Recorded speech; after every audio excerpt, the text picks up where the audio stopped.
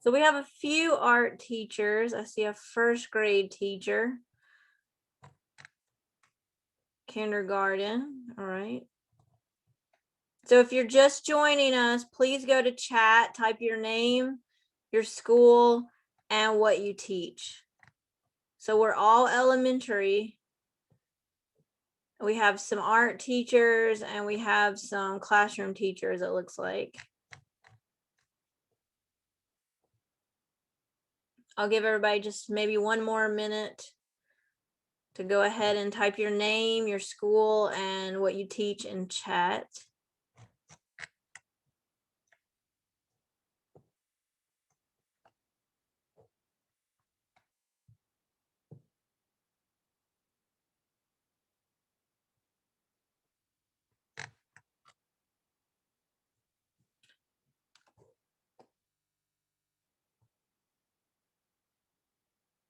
Okay, we have an instructional facilitator, a first grade DLI teacher.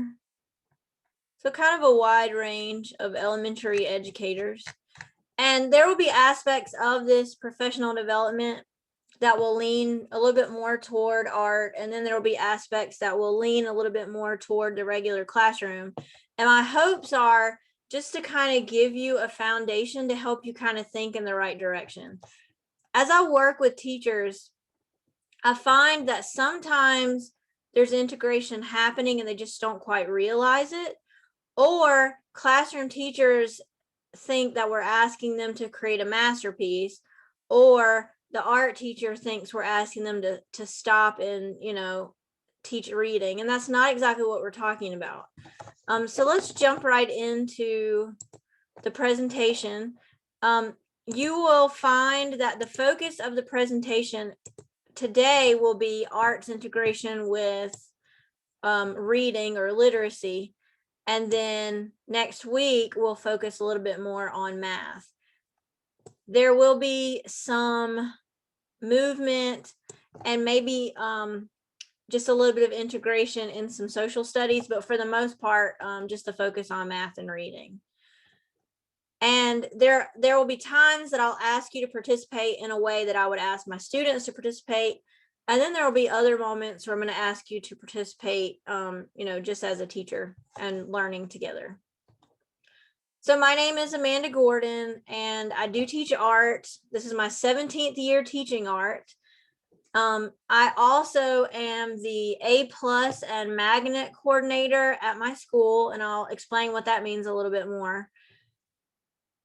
In my free time, if we even have that, I am an artist. I've had a couple of solo exhibits. I've been involved in a couple of collaborative exhibits. I'm active in a local arts council, and I'm a photographer. So I do some landscape photography as well as portrait photography for events. Over my 17 years, I've been at Diggs Latham. Diggs and Latham were two separate schools. They both were over 50 years old. They renovated and built a brand new school on the Latham campus. So I've been there the whole 17 years. And over this time, I have taught art. I've taught AG at some parts of my career. I've done some guided reading and tech facilitation. So I feel like I have kind of a wide variety of experience that really helps me see how the arts really connects with core curriculum. As I said, I am the A+ magnet coordinator, and I've worked with A+ schools and magnet schools over the years and helped bring some recognition to our school just for these two programs.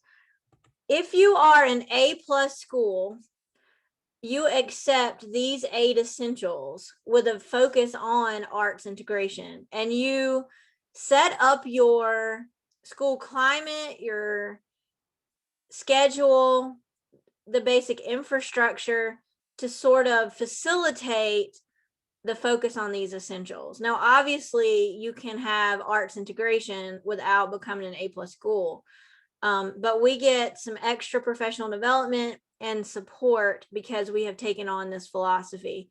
And A+ schools did start in North Carolina in 1995. it has expanded to at least 5 or 6 other states. It's expanded to a couple of other countries. In North Carolina, there's more than 60 schools that have adopted this philosophy. And if you are an A+ school, your coordinator meets with A+ schools at least twice a year for leadership training, and then has some other informal sessions just to kind of keep that philosophy going. And then I'm sure most of us are familiar with Magnet Schools of America. And our A+ Magnet program at Diggs Latham really connects very well, because the A+ side brings in the arts integration, and our magnet theme is performance. And so as a magnet school, you uphold the 5 pillars, and we just sort of put all that together. Now, at the end of the 2-week presentation, you will get this slideshow, so you'll be able to click on more of the links and things. And I just kind of wanted to give you a picture of our school.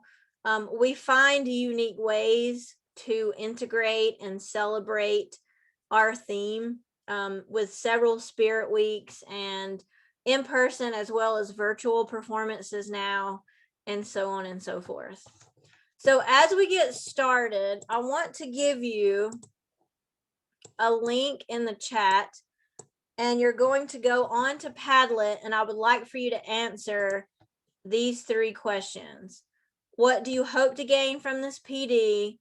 And in your own words, what is integration and what is arts integration? So I just put that link in chat. If you will pop over there, and you can just go under each question and just add a comment.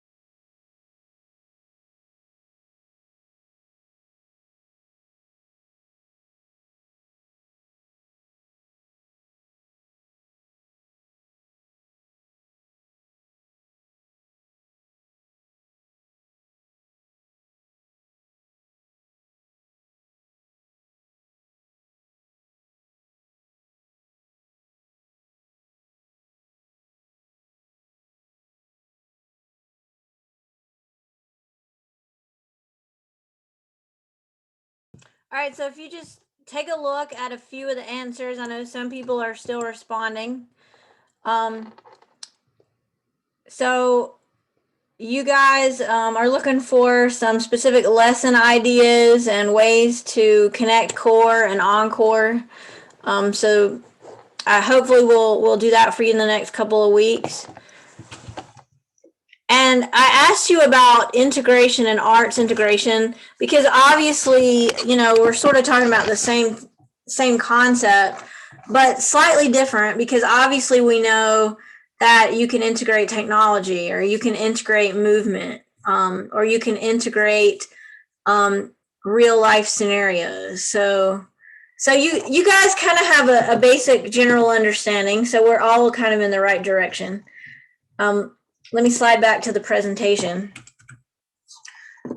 So basically, arts integration is an approach to teaching, and it allows students to understand, build understanding, demonstrate understanding, and experience information through an art form. It allows students to engage in the creative process, and they're able to connect art with other objectives. Now, the key to really understanding arts integration is to be able to differentiate between arts integration, arts exposure, and arts education. Is there anyone that would like to go ahead and unmute and just give their own idea of the difference in those three?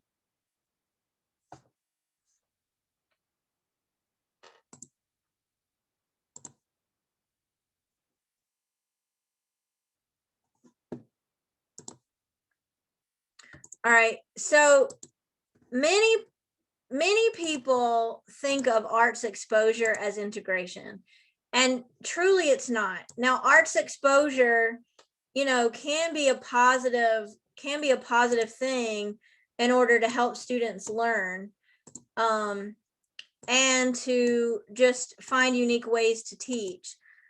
But if your students are simply drawing a picture or simply listening to music, well, you're exposing them to art, but you're not teaching them the arts objective. So if you're in a core classroom and you're teaching math and they're listening to music, or they're reading a story and drawing a picture, you're really only exposing them.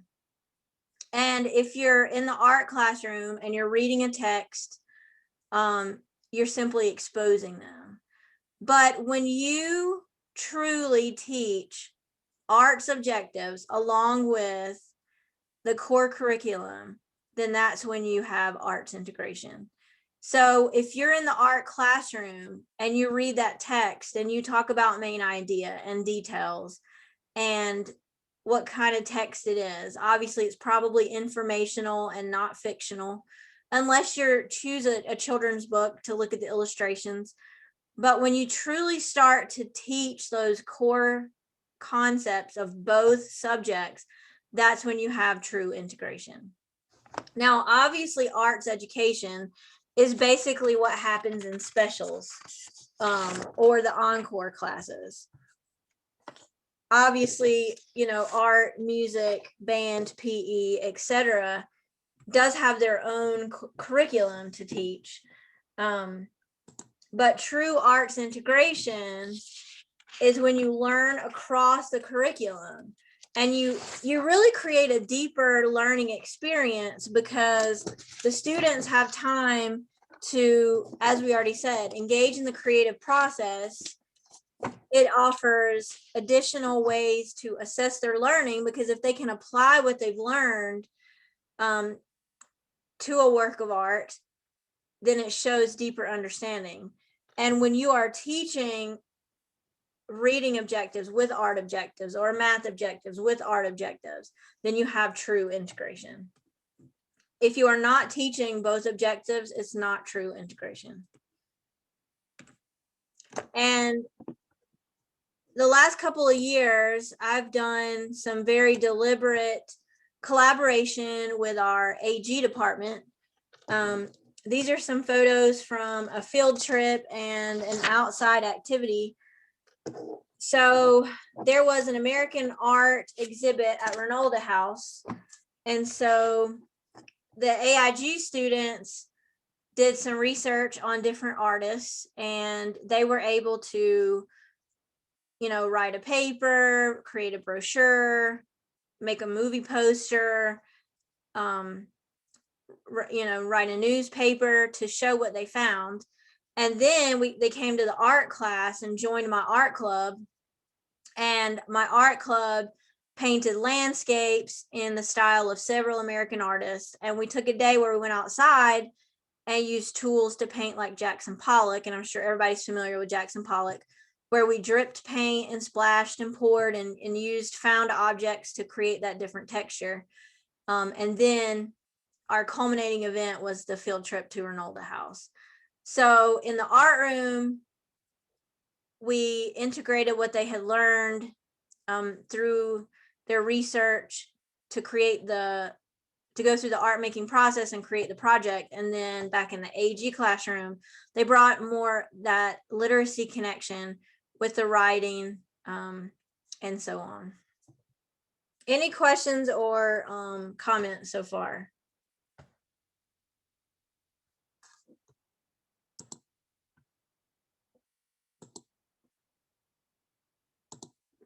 All right. So let's just jump right in.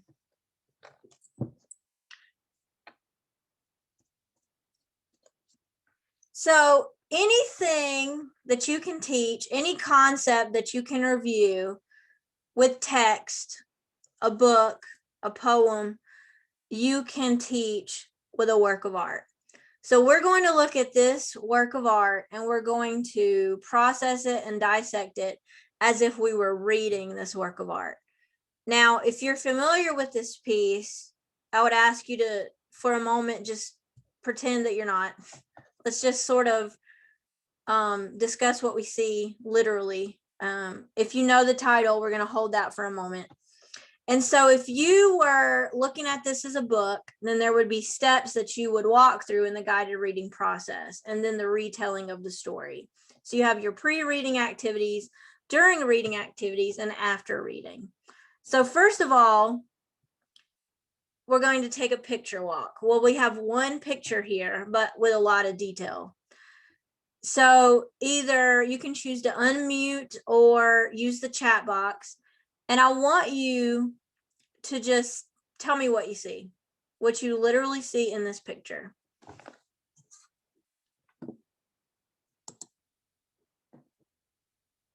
So you can unmute and call it out, or you can put it in chat.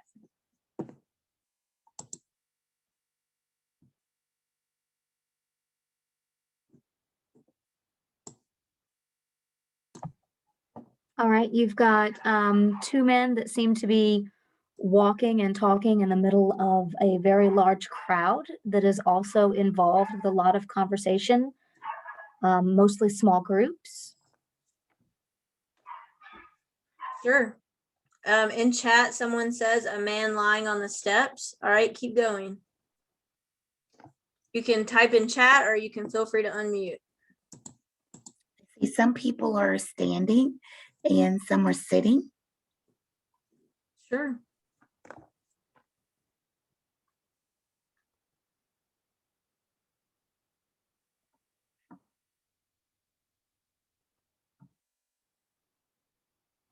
We see a structure, but we also have some portions of outdoors.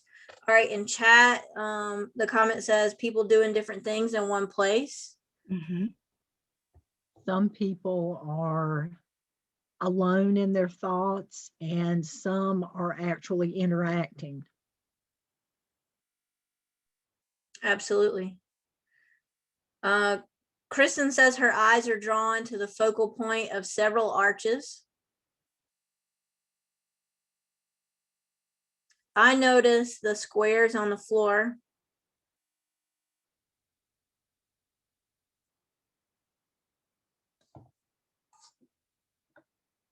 Statues in the sections of the wall. I mean, and you can literally just coach your students to dissect this as much as you want to. Obviously at first with, reading the book, you just let them walk through the pictures and just see what they see with very little coaching. Well, then you could, walk back through and you could start doing some comparing and contrasting or come up with a time period. So do we think this is a recent painting or an old painting, and why?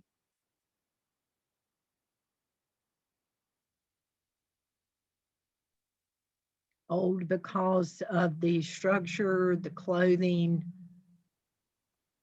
Older. Yeah, that's what I was going to say, too, older. And you've already mentioned the clothing, but even the hairstyles, the Mhm. beards, the design of the building, although we could argue, you know, we still have historical buildings today that we visit. And then you could start talking about, you know, the positions of people and how they're gathering. And this is a special place because, you know, it seems like something unusual is happening. And you could dig into this as much as you want. So far we've talked a lot about the people, a little bit about the arches, but then from an artistic side, you could even start to, you know, find the patterns and the decor, the rhythm in the ceiling. You know, you could take it from any angle you want. Well, then you would ask, if this was a book or text, you would ask the students to make a prediction. So what do you predict is happening, or what do you predict might happen? They could even predict a conflict, or, you know, what's going on. So what do you guys think?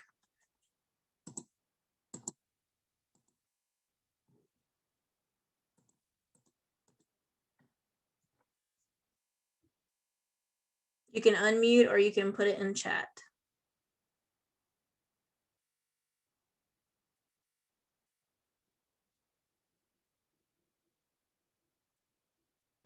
It looks as if whatever is happening, they're serious. No one is really smiling. Mm, Yeah, perfect observation. And then you notice in the bottom left corner, there's some people sort of studying a book or papers. mhm. And then in the bottom right corner, there are some unusual things in their hands. And there's a comment in chat, there's intense conversation leading to trouble.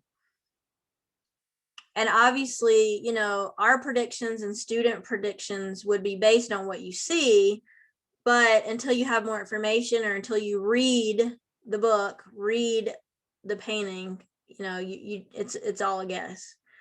In chat, we have a comment, lots of people are hunching over. And another comment, they may be leaving an event to discuss a serious issue. And you're right. This is a unique portion of this building. We're still not really sure if they're coming in or if they're leaving, if they're, you know, sitting to stay or waiting, because some are standing and some are up. So at whatever point you think you have, you know, completed the picture walk or made the predictions, then you're going to read. I mean, this is where you would share the title and just give a little bit more information. So this is the School of Athens. I'm sure many of you are familiar with it. It's by Raphael. And he was asked to do several paintings for the Vatican, and commissioned, you know, for many years of his life. This is located on the upper floor of the Vatican. And this is a very famous fresco. And if you're familiar with frescoes, then you know that they're, you know, wall paintings. This was a second mural, and it kind of, you know, has a theme of the Renaissance and kind of the concept of, you know, the deep thinkers.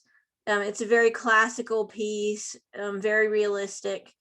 And so from there, just knowing a little bit about this painting, who painted it in the time period, then we can go back and, you know, most of our predictions were general, but pretty spot on, not with specifics, but we said this was a long time ago.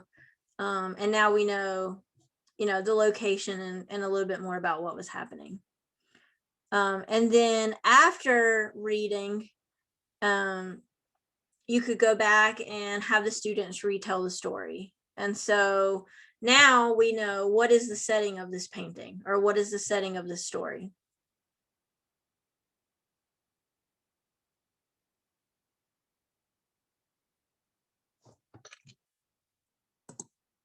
So we know we're at the School of Athens, and we know where the physical painting is located, and we know who commissioned it, who painted it, Raphael, for the Vatican. We might not necessarily know the specific names of the characters, but we know a little bit more about their role. Any questions about that process or any comments? Have you done this in your classroom with other paintings?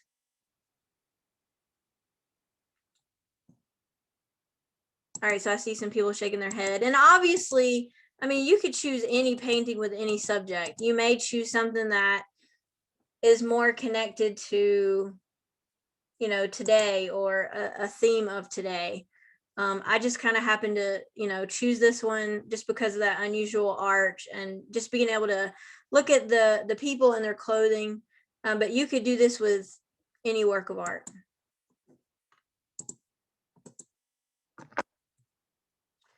And we just kind of went through a process of how retelling a story or reading a text through the guided reading process is very similar to kind of breaking apart a work of art, which we call art criticism or a critique. And here I've kind of paralleled for you the steps of retell, the steps of an art critique, and then the writing process. And so you can see how there are some parallels there, because with art criticism or a critique, you start with just simply describing what you see, and then you start to analyze, and then you interpret what you think the artist meant by it. And then at the end, you kind of evaluate the work based on the skills and how it's made. Well, for the retell, you have to go through that sort of a descriptive just to see what's going on in the picture walk. And then you start to analyze and interpret when you pull out the characters and look back at the setting. And then finally, think about the problem and solution. In a work of art, you may or may not be able to pull that out unless you know more of the historical context or where the particular painting is located. And you see some similarities in the writing process as well.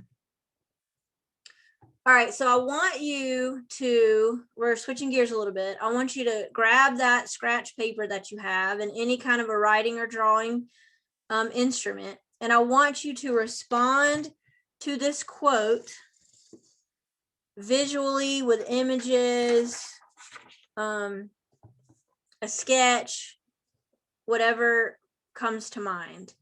And so I'm going to give you a second to read this to yourself.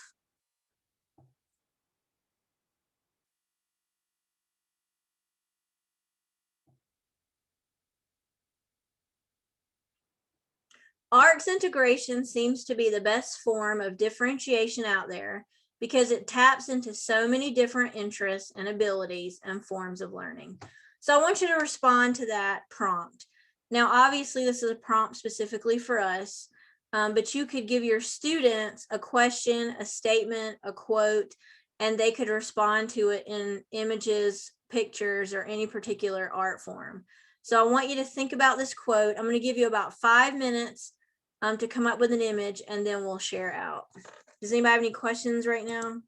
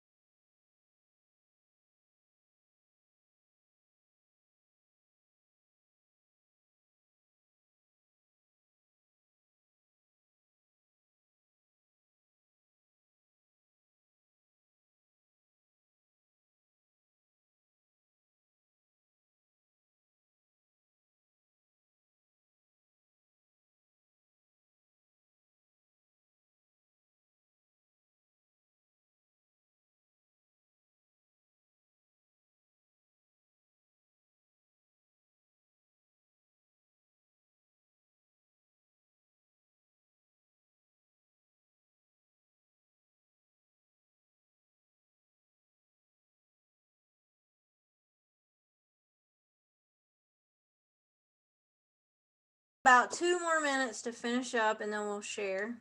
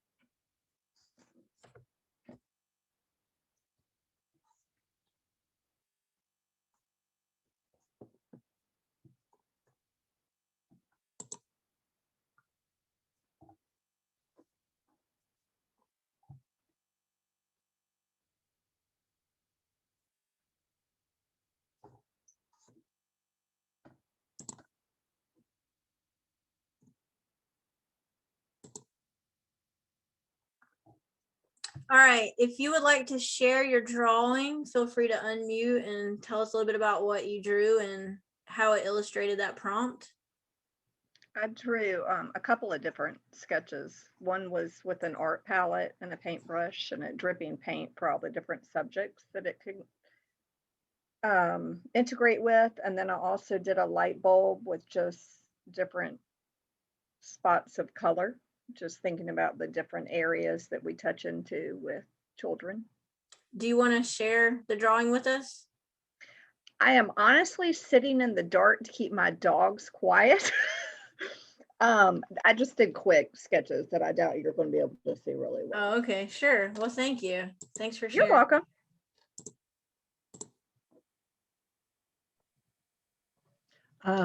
I'll share mine. I thought about how a weaving, a process, an interlocking, and I used how we hear, how we see, and how we speak, and how that all comes together in our learning process across the board, be it art and our other curriculum. And then I jumped off of her idea, not knowing it, but that there's a light bulb at the end because it talked about differentiation. And it's how each individual student learns their process of learning what is best for them. And that's in my PD this year. And I'm really tuning into that, especially with our small cohorts, that I can really focus in. I assess what they've done. And then from there, when they come back to me, I'm trying to solve that puzzle or figure out the best way to communicate to them so that they are not frustrated when they produce their end product. Thank you.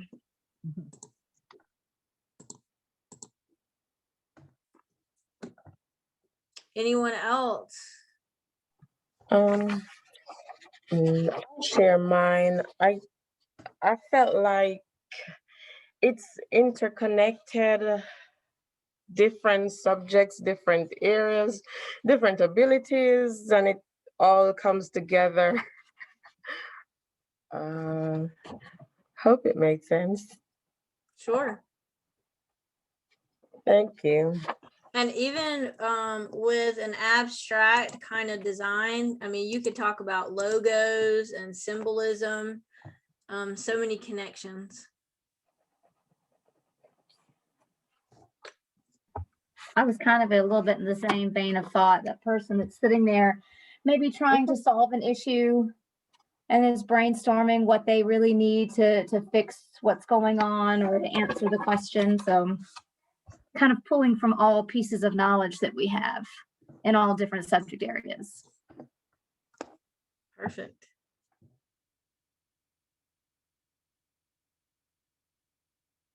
Thank you guys for sharing. Does anybody else want to share before we move on a little bit? Now, obviously, you know, I had you guys respond to the arts integration quote, because that's our focus today, is really understanding what that means. Now, if I was truly integrating, then I would teach you an art concept based on what you drew, as well as pull in the literacy. So with art, we could simply review the art elements. And if you're not an art teacher, this is part of our basic theory. So every time you create, draw, paint, you use these 7 elements even without thinking about it. It's kind of like, you know, punctuation in writing, or numbers and operations in math. It's theory that is always a part of what you're doing.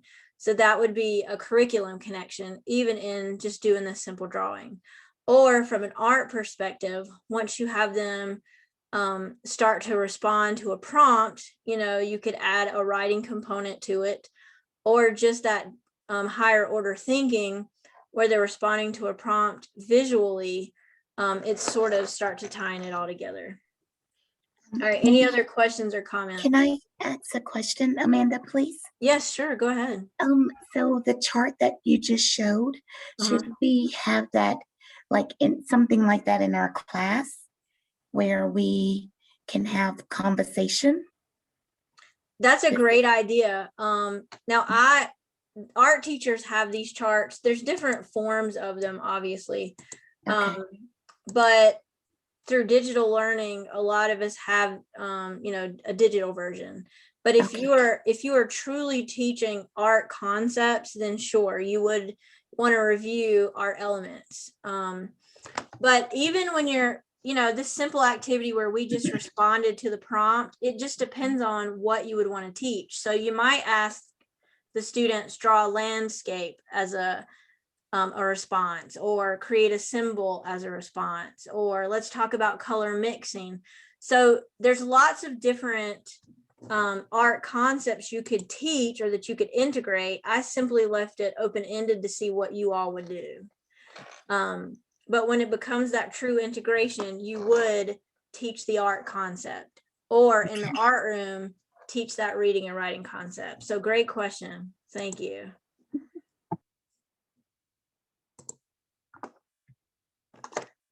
All right, let's look at another work of art, and everybody go to the chat box for a moment.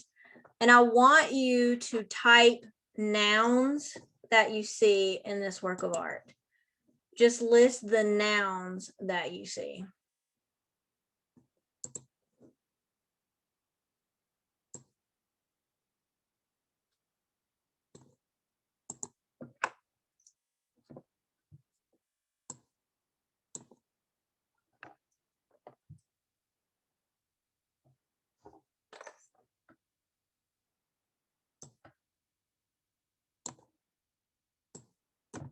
So we know nouns are person, places, things. So what nouns do you see in this Vincent van Gogh's bedroom in Arles? So we have bed, chair, table, pictures, bedroom.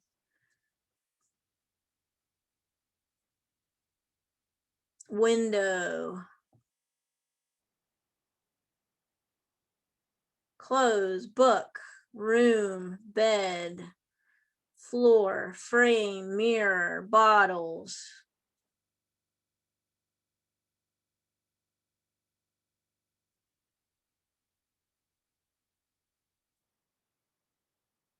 Apron.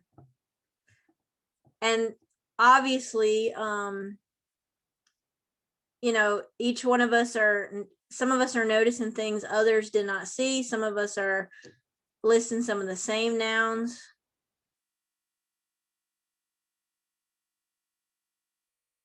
Now that we have a list of nouns, I want you to think about the adjectives that you could pull out of this work of art. All right, we have blanket and pillow just added. All right, now let's list the adjectives, the describing words.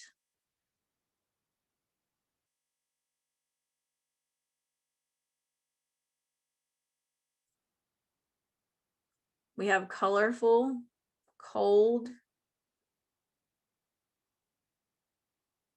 fluffy, soft, bright, wooden, blue, small, brown, warped, cozy, quaint, pastel, striped, teal, periwinkle.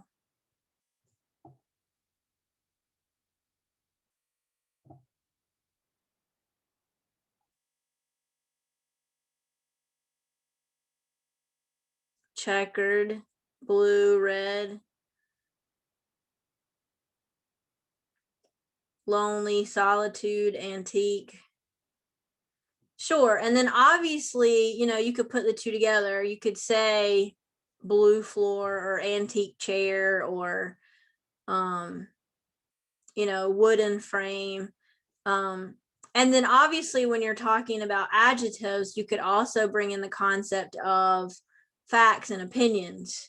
You know, is it a fact that there's a red blanket there? Probably, but is it a fact that it's lonely? Well, we could argue that there's no one there, or it's a small space, just enough room for one person. So maybe it is. But then, you know, you could have great discussion about some of the adjectives that the students would list. We just had bumpy floor added. All right, now we've looked for nouns, we've looked for adjectives, and this one might be a little bit more tricky, but you know, just to kind of get you thinking and a good idea to get the students thinking, list any verbs that you could pull out of this painting.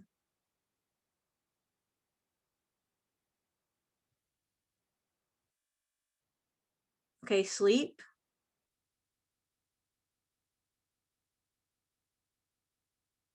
Falling, sliding, dress, sitting.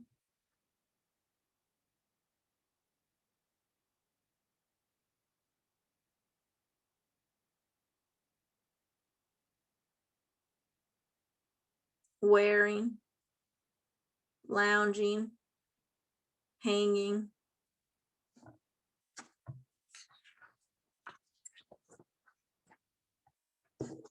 Opening.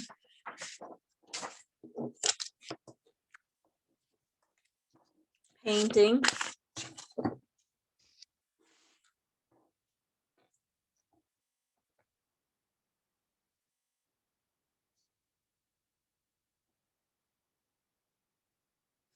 And so obviously, you know, you could ask, if you were doing this with students, now justify your answer. So what is sitting? Obviously, there are no people in the space right at the moment other than in the photos. So you could say the chairs are sitting there, or a person could sit in the chairs. You know, the pictures are hanging. The window could open, or it is open. So, you know, it's a good way for them to kind of justify their answers. But obviously, as we've walked through listing nouns, adjectives, and then verbs, we all clearly see the difference and understand nouns, adjectives, and verbs, which would be the point. And again, you have taught a literacy concept without actually reading. And as we know, especially in the younger grades, sometimes you have those non-readers who need to learn the concepts before they have the those reading skills. And then we've interacted with this painting without knowing a lot of information. And then, you know, you can give them a little bit more information about the painting. So, you know, we know the artist was Vincent van Gogh. This is oil on canvas. He made this of his bedroom. If you know about Van Gogh, there are series of paintings of his bedroom. We can see that the furniture is very simple, and we kind of alluded to that with our list. We see how worn it looks with some of the color choices or the lack of color. And some of his color choices, as well as the objects in his room, really express a sense of sleeping, and as you even said, kind of loneliness. And you get an idea of the time with the style of the decorations. And you can see how he applied the paint. As you know, Vincent Van Gogh, or you may know, he's an expressionist, and he has very visible brush strokes and creates really thick texture in the way that he paints. And so you could talk about a history connection with this painting. We've already made a literacy connection. You could talk about, just Van Gogh as an artist. Any other comments or questions? And have you done this in your classroom before with a work of art? Does it make sense how we're sort of reading art like we would text? It's like you shared, I've been doing it, but I wasn't aware that I was doing it. Mm-hmm. Like to actually call it out and say that I've been doing arts integration. And especially the math part. Their teacher walked them in the other day and they're doing fractions. And lo and behold, we were doing the color wheel and I placed up how they could do it into sixths, into eighths, into 12ths. And they looked at me and they go, Miss Potts, this is what we're doing in class. And I'm like, yeah. And I really think that we as educators, if we can teach them that what you're learning goes across the board and goes outside that door, it brings it to life to them, and it makes it relatable. So this is really helpful. I'm just saying it's putting a name with what I've been doing. So thank you. Thank you for sharing. All right, we're going to do one more activity, and then we'll wrap up with just a little bit of a survey, and we might finish up early. So I want you guys, we're moving away from this painting, but I want you to go back to the chat, and I want you to look at the list of adjectives, nouns, and verbs that were listed. And I want you to take about 5 minutes and draw a monster based on those adjectives, verbs, and nouns. And I want you to be able to explain how you're showing warped, wooden, fluffy, lonely, blue. You can choose all of them, some of them. I'm going to give you about 5 minutes to draw a monster based on those words.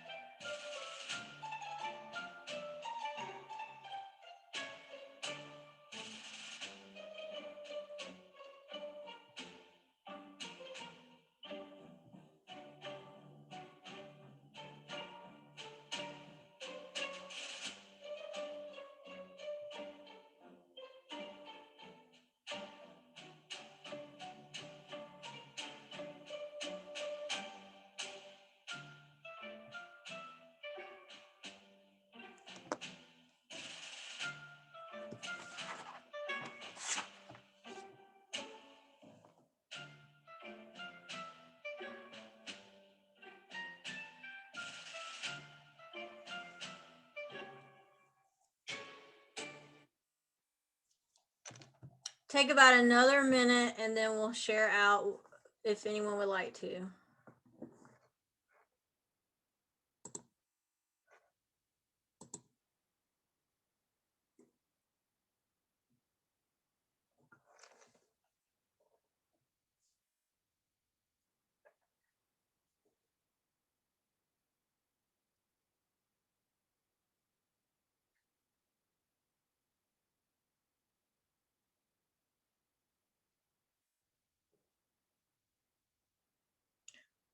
So if we want to wrap it up and let's see some monsters based on those nouns, adjectives, and verbs.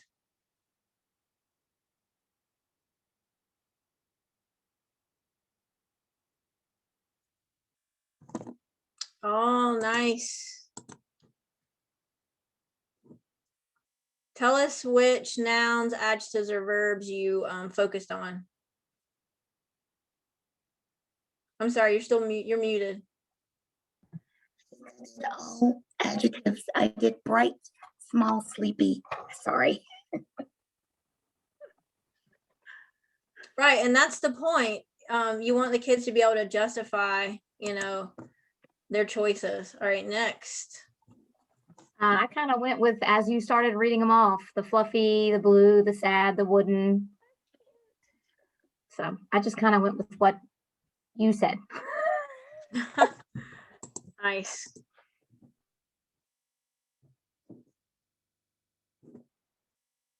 Maria, go ahead. You're muted. I'm so unmuted all the time. It's hard to think that I am muted. I just went with like checkered and striped and pastel and teal and blue. I was just trying to, and then I was trying to do like the wood with like some paper on the back that kind of gave it lines. So it's kind of hard to see. Thank you. Fantastic. Gina. Oh, okay. I have fluffy blue striped wooden legs, window bright, pillow, lonely. I tried to put all together in a little. He's scared of light. It's great. It's great. Lisa. And you're muted.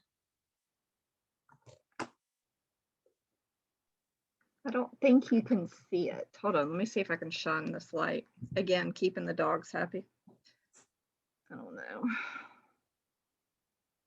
I was trying to do like a warped wooden, cold looking little monster. So he's got like driftwood.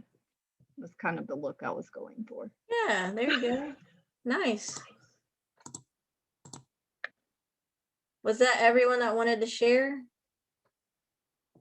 Jill, did you share? Did you want to share?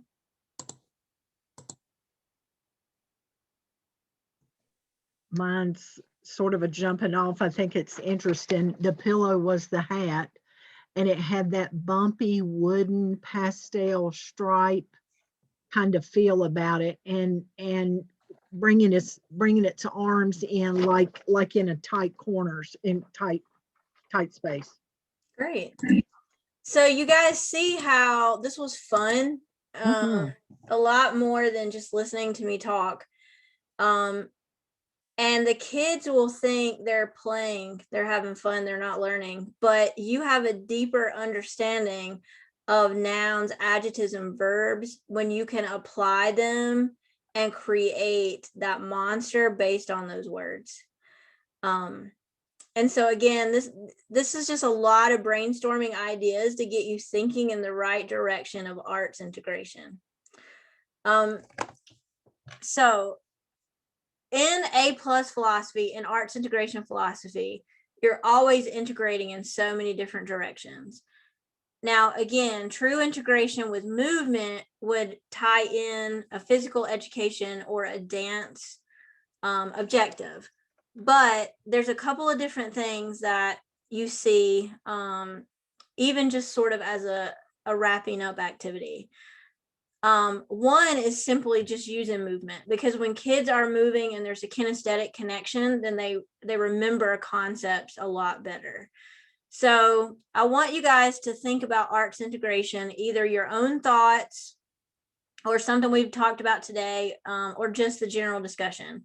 And I would like you to either make a movement with your hands, your body, your arms, or a frozen sort of, okay, I'm moving, I'm freezing, just in response to arts integration. So it could be a movement, or you can move and freeze in a position that would illustrate arts integration. And we can just kind of do it all at one time. So I'm going to give you a second to think, and then I'll do a 1, 2, 3, and we'll do our movement.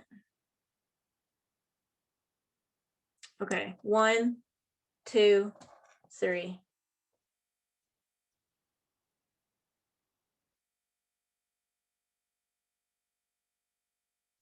Fantastic. And then, you could obviously ask them to explain their movement. How is the integration?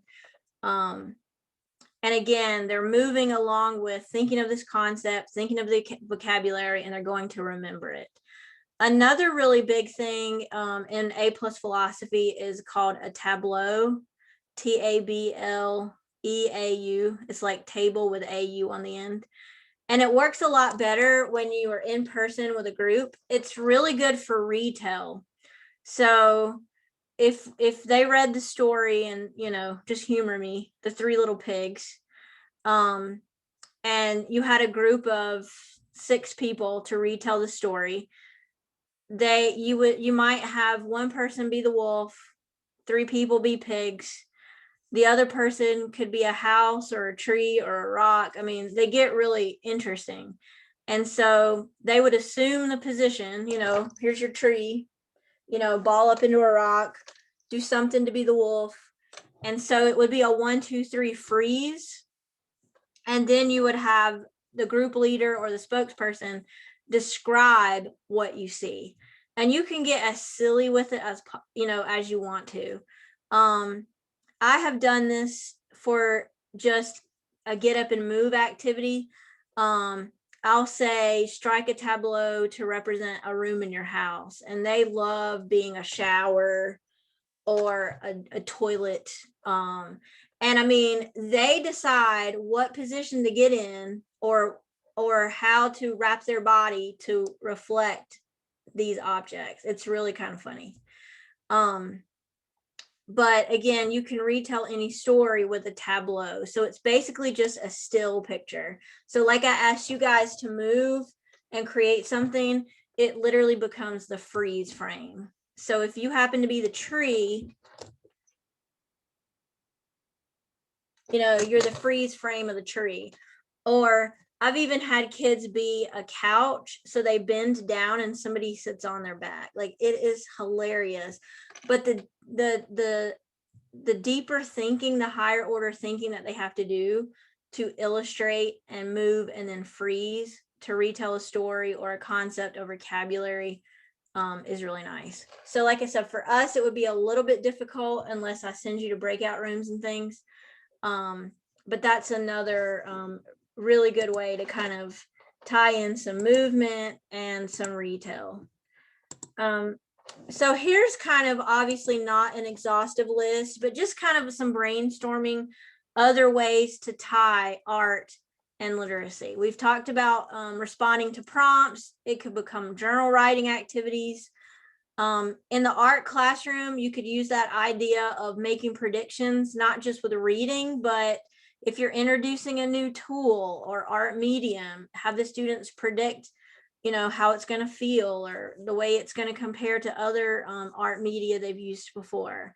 And then you can compare and contrast, any 2 or 3 things, whether it's the art tools, the media, particular works of art. In the regular classroom, they could always create a comic strip to retell a story or as a reaction. Research can go both ways with artists or genres. We mentioned the tableau. A tableau is kind of like a skit, but becomes the freeze frame. And like I said, this is just kind of a list of activities to get you thinking in the right direction. So next week we'll focus more on math with arts math with arts integration, and talk about some specific projects that you can do. Any comments, questions, anything you'd like to share before we get ready to wrap things up? So I hope it was helpful. I appreciate your participation. Before you go, and I need you to fill out a survey, because this is one way that I take attendance. So in chat, I just sent you a Google form. The only things that are absolutely required are your name, I think your school, and your email address. If you would, please tell me what you've learned or what's helpful. There's basically 3 questions on that survey. And when you finish that, you can feel free to log out. After next Tuesday, I will send you the full presentation, as well as some links with specific artists related to math and reading, and some other articles just to give you some more information about arts integration. So please take a moment to answer the survey, and thank you all so much. And when you're finished, you can head out.